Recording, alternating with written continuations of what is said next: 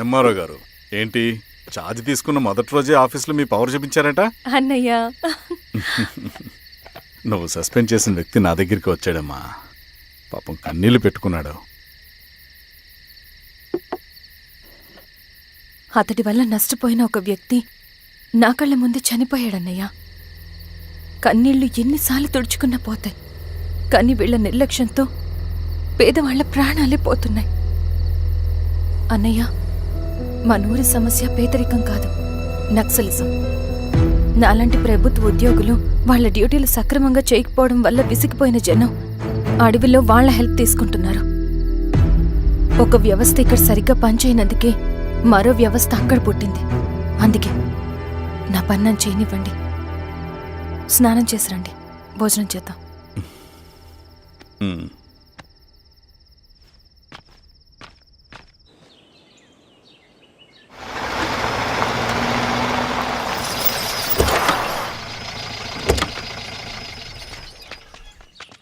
నమస్కారం అమ్మా. నమస్తే. ఇలా రండి. మీ ఊరు నుంచి కొందరు ఎంఆర్ఓ ఆఫీస్లో అప్లికేషన్స్ ఇచ్చారు. తను వాళ్ళ పేర్లు చెప్తారు, వాళ్ళని పిలవండి. అలాగే మేడం. వెళ్ళండి. Madam, coffee. నువ్వెప్పుడు వచ్చావు రవి? మీరు గంటకోసారి కాఫీ కావాలంటారు కదా, మాటి మాటికి వెళ్ళి రావడం ఎందుకని వచ్చేసా.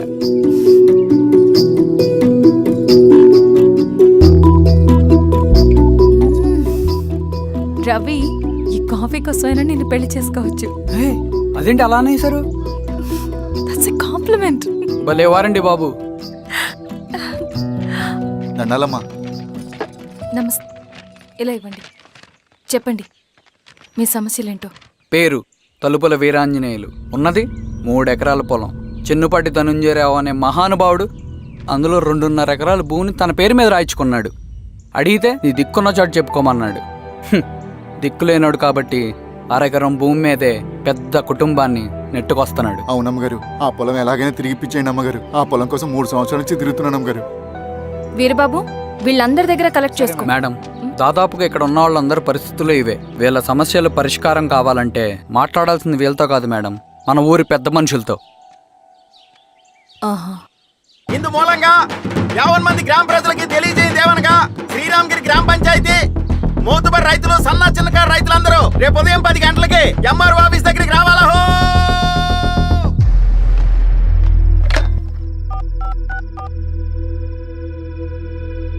హలో, ఎవరు? నమస్తే బాబాయ్, నేను ఈశ్వర్ రెడ్డి. ఎలా ఉన్నావు? బాగున్నా. చెప్పు బాబాయ్, శిరీష్ ఎంఆర్ ఆఫీస్లో భూ సమస్యల గురించి రేపు మీటింగ్ ఏర్పాటు చేసింది. ఈ విషయం మన వాళ్ళంతా ఎలా తీసుకుంటారో అర్థం కావట్లేదు. అందుకనే మీకు ఫోన్ చేశాను. శిరీష్ చెప్పింది చేయండి, అదే మనకి కలిసి వస్తుంది. సరే బాబాయ్, ఉంటాను.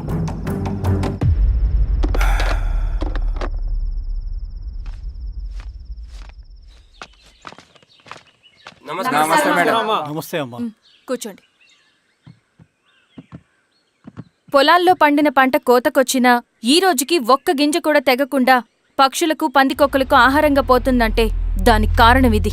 ఈ ఊరికి పట్టిన దౌర్భాగ్యం మీరు చేసిన అక్రమాల చిట్టా. కడుపు మంటతో ఉన్నవాళ్లు మీరు చెప్పిన కూలీకొచ్చి ఎందుకు పనిచేస్తారు? దౌర్జన్యాలు చేసి దిక్కున్న చోట చెప్పుకోమన్నారు. ఇప్పుడు అడవే వాళ్ళకి దిక్కైంది. అది ఎవరి తప్పు? మొత్తం 100 ఎకరాల పైచిలుకు భూమి వాళ్ల దగ్గర దౌర్జన్యంగా లాక్కుని ఇన్ని సంవత్సరాలుగా మీరు అనుభవిస్తూ ఉన్నది. మీ అంతట మీరుగా తిరిగిచ్చేస్తారా, లేదా చట్టం ఎలా పనిచేస్తుందో మీకు చేసి చూపించమంటారా? అలా చేయండి మేడం.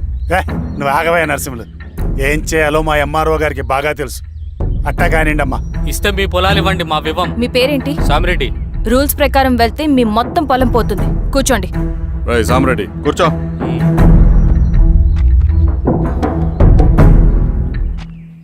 ఏమ్మా, సంతోషమేగా? మరీ నువ్వు అనుకున్నంత చెడ్డవాళ్ళేం కదమ్మా మనోళ్ళు.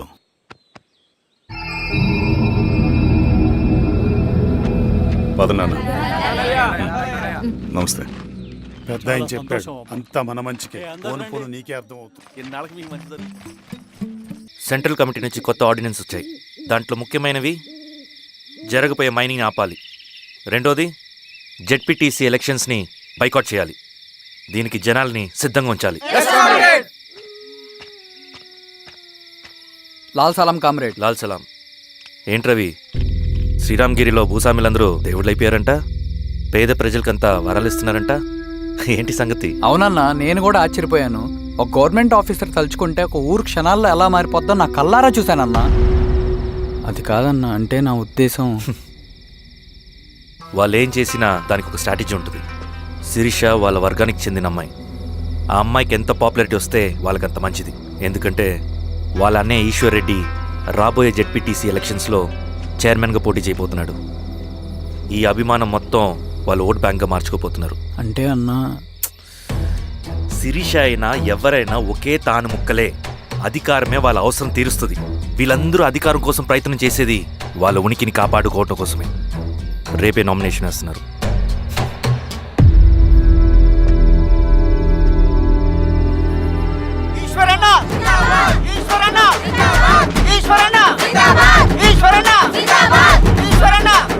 గారు మీ సపోర్ట్ మాకు కావాలి. స్వామి, అయ్యా, మీ అన్నయ్య గారు ఎలక్షన్ నిలబడుతున్నారమ్మా. అవును. అయితే మా ఓట్లని మీ అన్నయ్య గారికేనమ్మా. వాళ్ళు ఏం చేసినా దానికి ఒక స్ట్రాటజీ ఉంటుంది. అమ్మాయి గారు, సంజీవ్ రెడ్డి గారు వస్తున్నారంట. మధ్యాహ్నం భోజనానికి అన్నయ్య గారు ఇంటికి వచ్చి ఉన్నారమ్మా. అవునా? సరే సరే అమ్మా. రవి, నువ్వు కూడా నాతో వచ్చి. అది రవి, ఇక్కడ నాకు ఫ్రెండ్స్ అంటూ ఎవరు లేరు. నాకు తెలిసిన వాడివి నువ్వు ఒక్కడివే. I'm feeling alone. అందుకే, అర్థమైందా? సరే.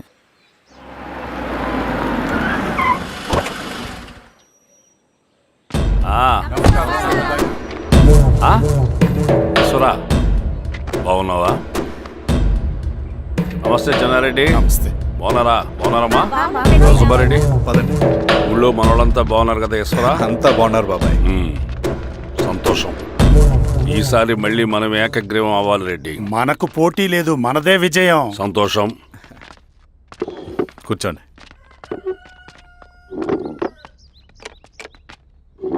మీరందరూ లోపలికి వెళ్ళి భోంచేయండి. అలాగే అన్న. ఆ రైతు కూలి సమస్యలు ఎంతవరకు వచ్చినాయి? మాట్లాడుతున్నాం బాబాయ్, దాని గురించి మీరేం వరి అవ్వట్లేదు. బాబాయ్, ఆ, నమస్కారం. రండి రండి. ఎంఆర్ఓ శిరీషారెడ్డి గారు. శిరీష రెడ్డా? ఆ, శిరీష అనే పిలవచ్చుగా. అమ్మమ్మ, పులికి పంచాలాగా సింహానికి చూలాగా అది మన ఐడెంటిటీ. అది అట్లాగే ఉండాలి. సరే బాబాయ్, నేను ఫ్రెష్ అయ్యేస్తాను, మీరు కానివ్వండి. ఆ, అయినా ఈ కాలం చదువుకున్న ఆడపిల్లలతో మాట్లాడటం చాలా కష్టం. చుట్టుపక్కల శిరీషుకున్న ఇమేజ్ మనకి చాలా మంచి అయింది ఈశ్వరా. నేను అడగకముందే పార్టీ హైకమాండ్ సర్వే చేయించి నీకే ఫేవర్గా ఉండడం వల్ల టికెట్ ఇచ్చింది.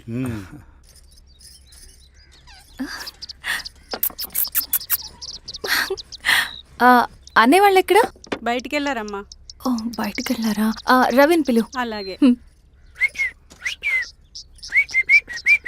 మేడం. రవి, రా రా రా, కూర్చో. పర్లేదు మేడం. మేడం ఏంటి? శిరీష అనే పిలవచ్చుగా. అది కాదండి, ఎవరైనా కూర్చో. చూస్తే. కూర్చోవయ్యా. ఇది ఆఫీస్ కాదు రవి, మా ఇల్లు. పట్టించు. సరే అమ్మా. రవి, ఆ. అడవిలో నక్సల్స్ ఎక్కడుంటారో తెలుసా నీకు? ఏంటి శిరీష? అడవిలో నక్సల్స్ ఎక్కడుంటారో తెలుసా నీకు? ఎందుకు శిరీష గారు? తెలుసా తెలీదా? నాకెలా తెలుస్తుందండి? చూచాయిగా ఆయన తెలీదా? సరే, ఎక్కడుంటారో నాకు ఐడియా ఉంది. సాయంత్రం ఇద్దరం కలిసి వెళ్దాం. అది కాదండి. నువ్వు వస్తున్నావు అంతే. తిను. ఇది ఎక్కడ కూడా రా బాబు. సడన్ గా నక్సల్స్ అంటుంది, అడుగుంటుంది. కొంప తీసి నా మీద ఏమైనా అనుమానం వచ్చిందా ఏంటి? రవి, ఇక్కడే ఆపొకసారి. ఎందుకు ఇప్పుడు ఈ టైంలో అడ్వెంచర్లు? ఇప్పుడు జరగరాంది ఏమైనా జరిగితే రేపు మీ అన్నయ్యకి తెలిస్తే బాగోదు. రవి, చుట్టూ చూడు. పైన వెన్నెల, పక్కనే అడవి. అబ్బో, ఎంత బ్యూటిఫుల్ గా ఉందో. అవునా? అవునా ఏంటి? అసలు ఎప్పుడు చూసినా ఎందుకలా డల్ గా ఉంటున్నావు? కాలేజీలో ఇలా ఉండేవాడివి కాదు కదా, ఏమైంది? అది ఒక్క నిమిషం. హలో మేడం, పేషెంట్కి అర్జెంటుగా ఏ పాజిటివ్ బ్లడ్ కావాలి మేడం. రవి, అర్జెంటుగా హాస్పిటల్కి పోనీ. ఏమైంది? పోనీ. రండి మేడం, ప్లీజ్ రండి. పోలీసులకి నక్సల్స్ కి కాల్పులు జరిగాయి. ఆ కాల్పుల్లో గూడెం కుర్రాడు ప్రాణాపాయ స్థితిలో ఉన్నాడు. తన బ్లడ్ మీ బ్లడ్ సేమ్. ఆ బ్లడ్ గ్రూప్ మా హాస్పిటల్లో లేదు. అందుకే మీకు కాల్ చేశాను. ఓ అవునా? అవును మేడం. పదండి డాక్టర్. Thank you madam.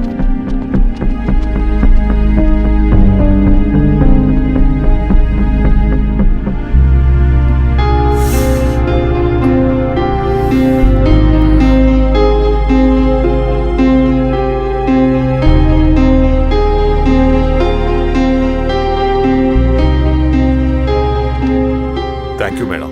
పర్లేదు డాక్టర్. ఇప్పుడు అతనికి ఎలా ఉంది? తను స్పృహలో లేడు మేడం. రవి, నీ దగ్గర మనీ ఉందా? ఉన్నాయి. ఇవ్వు. ఇవ్వు. ఇది అతనికి అందించండి. ఓకే. జాగ్రత్తగా చూసుకోండి. అలాగే మేడం. రవణ రవణ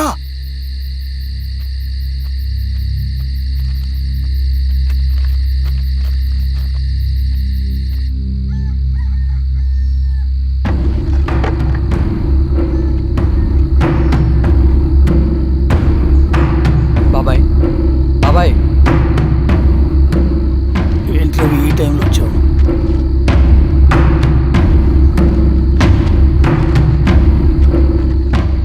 కామ్రేడ్, జరగబోయే జెడ్పీటీసీ ఎలక్షన్లో మన పార్టీ తరఫున జెడ్పీటీసీ చైర్మన్ పదవికి పోటీ చేయడానికి అర్హుడైన అభ్యర్థిగా మిమ్మల్ని సెంట్రల్ కమిటీ ఏకగ్రీవంగా నిర్ణయించింది.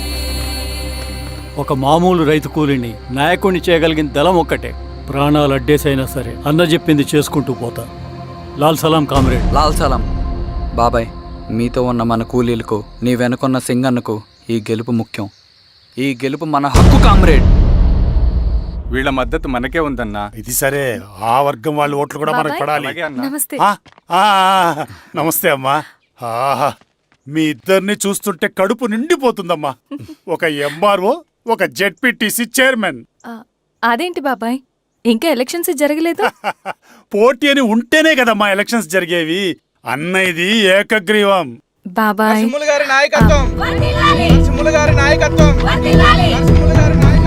ఓ అయితే పోటీ ఉందన్నమాట. స్వామి, కార్తీ, ఆఫీస్కి వెళ్దాం. అలాగే రండి.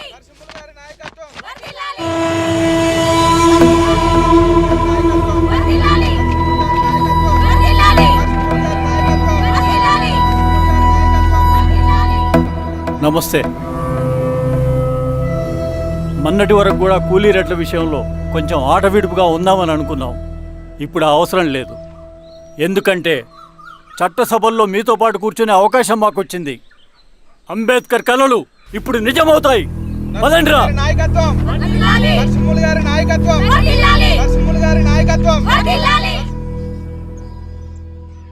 ఆ నరసింహ ఎలక్షన్ పోటీ చేయటం ఏంటి? నా కర్మ వీరస్వామి. నా పోస్టింగ్ ఉన్నప్పుడే ఇవన్నీ జరగాల. ప్రచారానికి మారువేషంలో అన్నాలు కూడా వస్తారేమో సార్. రాని ఎవడన్నా వచ్చి విప్లవం ఉద్యమం అని మాట్లాడాడు అనుకో, నా కొడుకున్నప్పుడు గానీ జీవితమే ఒక ఆట, సాహసమే పుబాట. ఎదురే నాకు లేదు, నన్నెవడు ఆపలేడు. ఎదురే నాకు లేదు, నన్నెవడు ఆపలేడు. జీవితమే ఒక ఆట, సాహసమే పుబాట. ముసుగు మీద చేయేస్తే మడత పెట్టి కొడతా. నువ్వా? ఎవడరాడు? ఈ తెల్లని గుర్రం శాంతికి సంకేతం. ఈ నల్లని బట్టలు న్యాయానికి చిహ్నం. ఈ ఎర్రని రంగు విప్లవానికి నాంది. ఈ కొరడ శిక్షా స్మృతికి చిహ్నం. సార్ ఇది చిరంజీవి పిచ్చాడు. తీసుకెళ్ళండి. నాగలి గుర్తుకేయాలి ఓటు. అంతర్గుర్తు ఇదిగో నాగలి. నాగలి గుర్తు మీద ఓటేయాలి. నాగలి గుర్తు మీద ఓటేయాలి. ప్రతిసారి ఎన్నికలు వస్తున్నాయి. ప్రతి ఎన్నికలప్పుడు రకరకాల పార్టీల నుంచి నాయకులు వస్తున్నారు. లేనిపోని వాగ్దానాలు చేస్తున్నారు. పొలాలు ఇస్తామంటారు, భూములు ఇస్తామంటారు, ఇల్లు కట్టిస్తామంటారు. ఏమన్నా జరిగిందా ఇప్పటి వరకు? ఏం జరగలేదు కదా. మరి కష్టాలన్నీ పోవాలంటే ఏం చేయాలి? మనం మన పార్టీని మనం గెలిపించుకోవాలి. నాగలి గుర్తుకే ఓటేయండి. ఇన్ని సంవత్సరాలు మీకు సేవ చేసుకునే అవకాశం నాకు ఇచ్చారు. అలాగే ఇంకొకసారి మాకు ఓటేసి భవిష్యత్తులో కూడా మీకు సేవ చేసుకునే అవకాశం మాకు ఇస్తారని కోరుకుంటూ మీ ఈశ్వర్ రెడ్డి. మన ఓటు ఈశ్వర్ రెడ్డికే, మన ఓటు లాంతర్ గుర్తుకే, మన ఓటు. సార్ లాంతర్ మర్చిపోకుండా పోయా. నమస్తే.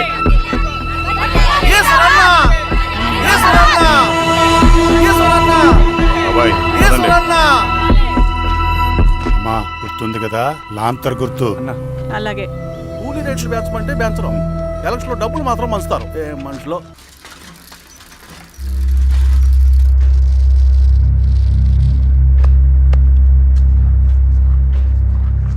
చెప్పండి అన్న.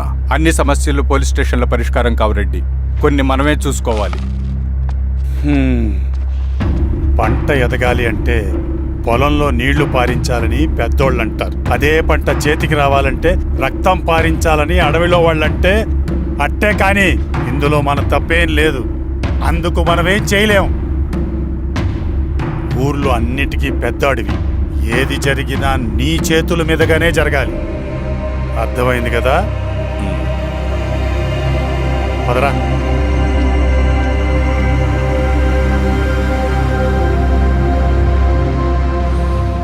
బియ్యంలో రాళ్ళున్నాయి, ఏరేయాలి.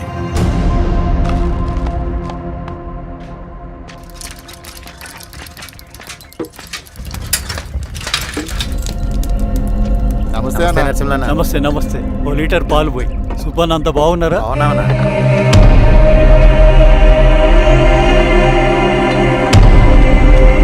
వెళ్ళొస్తాను. మంచిది, వస్తాను.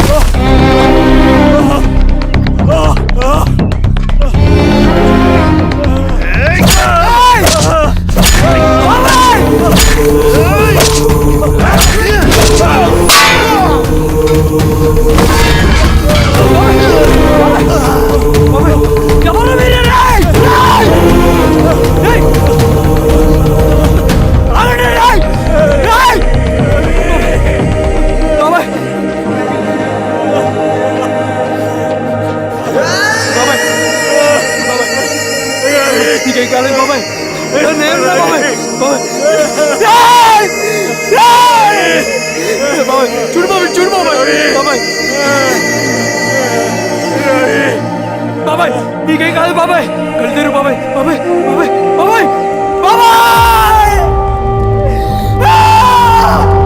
బాబాయ్ బాబాయ్. ఏం దెబ్బ కొట్టావు బారెడ్డి? ఒక దెబ్బకు 2 పిట్టలు. ఎలక్షన్స్ ఏకగ్రీవం. ఇంకొకటి, రేపటి నుంచి ఆ కూలీ నా కొడుకులు మనం ఎంత ఇస్తే అంతగా వచ్చి పనిచేస్తారట. సర్లేండి బాబాయ్, వదిలేయండి. ముందు ఆ ఖర్చుల సంగతి చూడండి. నమస్తే సార్. నమస్తే గిరిధర్ గారు. మీరు ఇలా చేస్తారని కల్లో కూడా ఉంచుకోలేదు ఈశ్వర్రెడ్డి గారు. 2 పసిబిడ్డలు ఉన్నారు ఆ ఇంట్లో, వాళ్ళ గురించి ఏమైనా ఆలోచించారా? రేపు వాళ్ళు మళ్ళీ అడవిలోకి వెళ్ళి గన్నులు బాంబులు తీసుకొచ్చి మీ ఊరి మీదనే పడతారు. అప్పుడు వాళ్ళకు మీరు, మీకు వాళ్ళు. ఇది ఆగదు.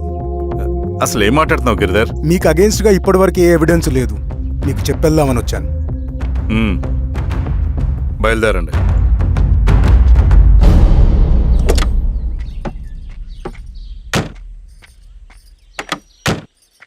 రవి,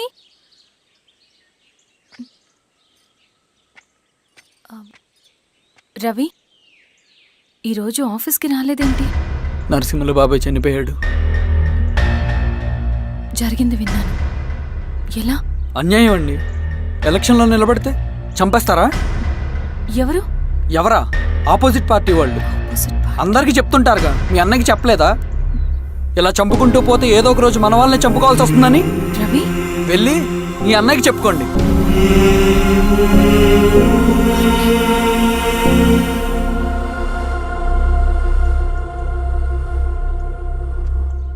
అన్నయ్య,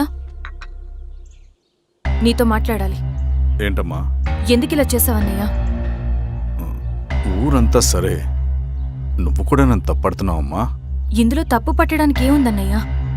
నిన్న నా కళ్ళతోనే చూశాను. స్వామి కారాపు దానికి పద.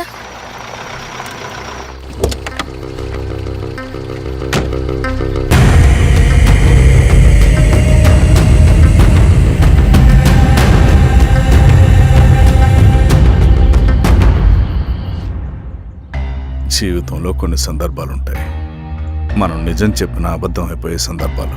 ఆ వచ్చిన వాళ్ళు ఎవరు ఏంటి అన్నది నీకిప్పుడు చెప్పిన అర్థం కాదు. నిజం నిలకడగా నీకే తెలుస్తుంది. నువ్వే ఇదంతా చేసినట్టు తేలితే మాత్రం నిన్ను జీవితంలో క్షమించలేనన్నయ్యా.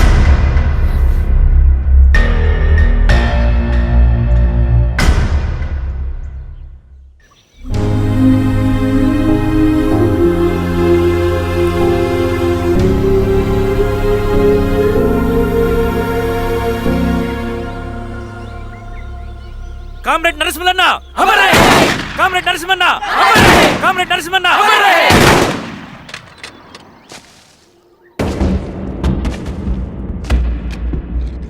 ఇలా జరుగుతుందని ఊహించలేదు.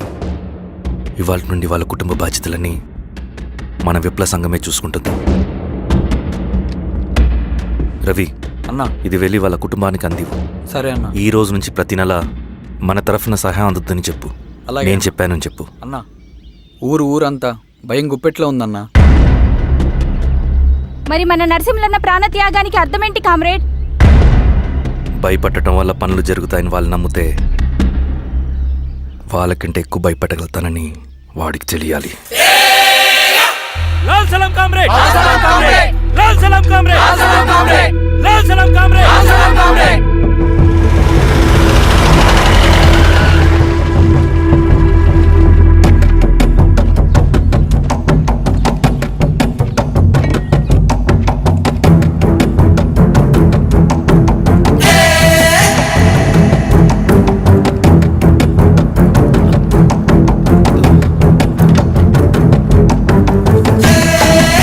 మీరు ఏంట్రాది?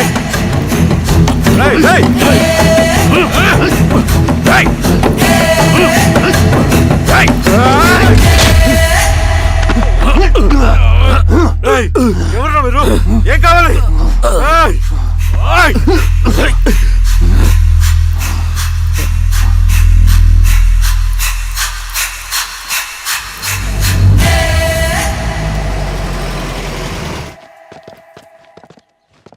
సార్, మన పోలీస్ టీం అడవంతా జల్లెడ పడుతున్నారు sir. You don't worry sir. చూడు ఇన్స్పెక్టర్, సాయంత్రంలో పేశ్వరయ్య ఇంట్లో ఉండాలా. వాడికి ఏమైనా అయితే మీ డిపార్ట్మెంట్లో ఏ ఒక్కడిని విడిచిపెట్టను నేను. అమ్మా, వాణ్ణి కలవటానికి వచ్చాను నేను. ఇంతలో ఇలా జరిగిపోయింది. నువ్వు ధైర్యంగా ఉండమ్మా.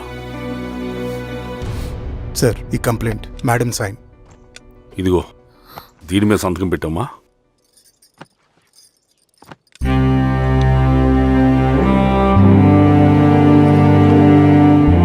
వెళ్ళండి, ముందెళ్ళి అబ్బని చూడండి. సార్,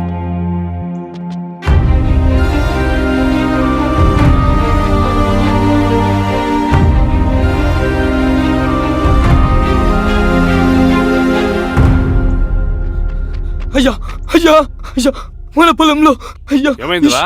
ఈశ్వర్య శవం శవం శవం. చెన్నారెడ్డి, ఆ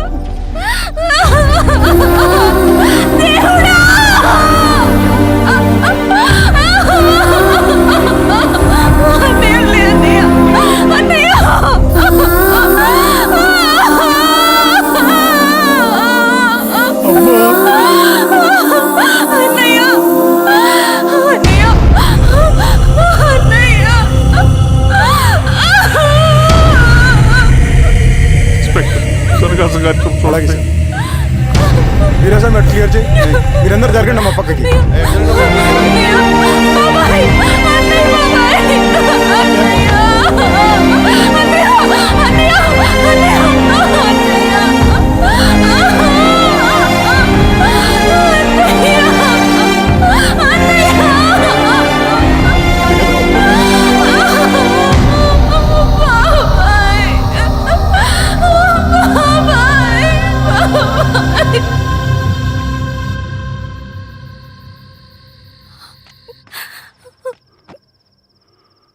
ఊరుకో అమ్మా, ఊరుకో. నలుగురికి మంచి చేయాలన్నది మీ అన్నయ్య కళ. అలాంటి వాడిని పొట్టను పెట్టుకున్నారు. ఆ కళ మధ్యలో ఆగిపోకూడదమ్మా. ఇందులో సంతకం పెట్టు. బాబాయ్, మీ అన్నయ్య ఆత్మ శాంతించాలంటే నువ్వు ఈ పని చేయక తప్పదమ్మా. కానీ బాబాయ్, నేను ఈ పరిస్థితుల్లో... అమ్మా, పరిస్థితులు చక్కబడాలంటే మనం పవర్లో ఉండాలి. ఇదిగో, నువ్వు పెట్టిన ఒక్క సంతకం చాలా మంది జీవితాలు మార్చింది. నువ్వు పెట్టబోయే ఈ సంతకం ప్రజాస్వామ్యాన్ని బతికిస్తుంది. పెట్టమ్మా.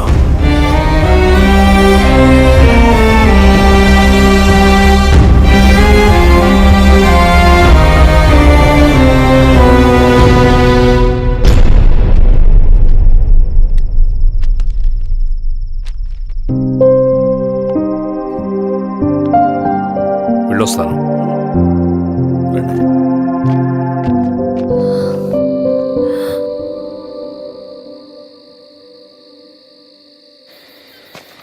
లాల్ సలాం కామ్రేడ్. లాల్ సలాం. వినపాక మండలం జెడ్పీటీసీ అభ్యర్థిగా శిరీషారెడ్డి. రవిని పిలిపించు. లాల్ సలాం కామ్రేడ్. లాల్ సలాం. ఎంఆర్ఓ శిరీష ఈ ఎలక్షన్ నుంచి తప్పుకోవాలి. ఏం చేయమంటావు అన్నా? శిరీషాని ప్రజాకోర్టులో హాజరుపరచాలి. అది నువ్వే చేయాలి. అన్నా, ఎక్కడికి పోతున్నాం మనం? సమసమాజ స్థాపన వైపుకు. బలహీనుని బానిసగా మార్చి దోచుకోవాలనుకునే బలవంతుడు గుండెలు చీల్చే వైపుకు.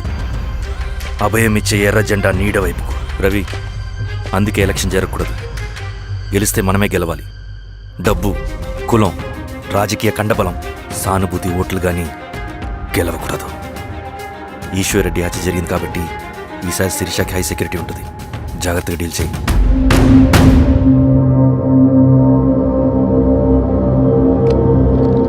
ఇక్కడ విప్లవ లక్ష్యాలకే తప్ప ఎమోషన్కి చోట్లేదు రవి. హత్యకి గురైన నరసింహులకు 2 పసిబిడ్డలున్నారు. అలాంటి ఎందరో పసిబిడ్డల భవిష్యత్తు కోసం మనం ఇచ్చేసినాం రవి. రవి, సెకండ్ వరల్డ్ వార్లో జర్మన్ సైన్యం స్టాలిన్ కొడుకుని బంధించింది. తమ జనరల్స్ని వదిలిపెడితే గాని నీ కొడుకును వదిలిపెట్టమని బేరం పెట్టింది. స్టాలిన్ ఏం చేశాడో తెలుసా? దేశం కోసం తన కొడుకుని వదిలేసుకున్నాడు. కానీ జనరల్స్ని వదిలిపెట్టలేదు. అది కమిట్మెంట్ అంటే. అదే కమిట్మెంట్ నీకు మన ఉద్యమం పట్ల ఉంటే వెళ్ళి శిరీష తీసుకురా.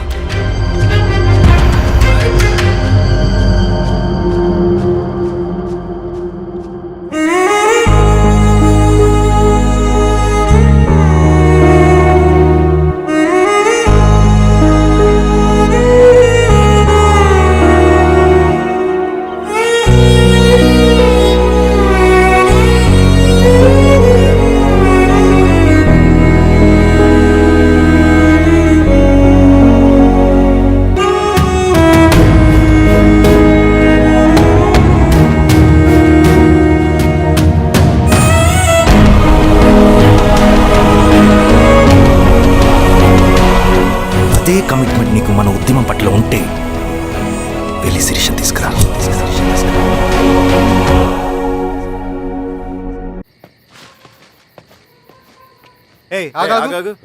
సార్, రవి మనోడేరా? వెళ్ళు.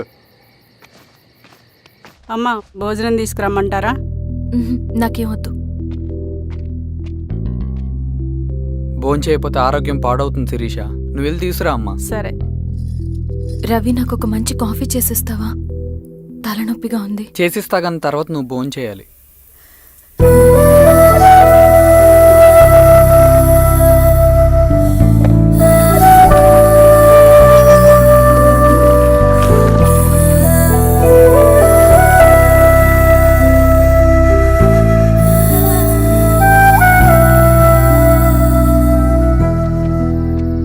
మీరేంటి ఇలా? మంచినీళ్ళ కోసం వస్తున్నాను. ఓ లోపల ఉన్నాయి పదండి.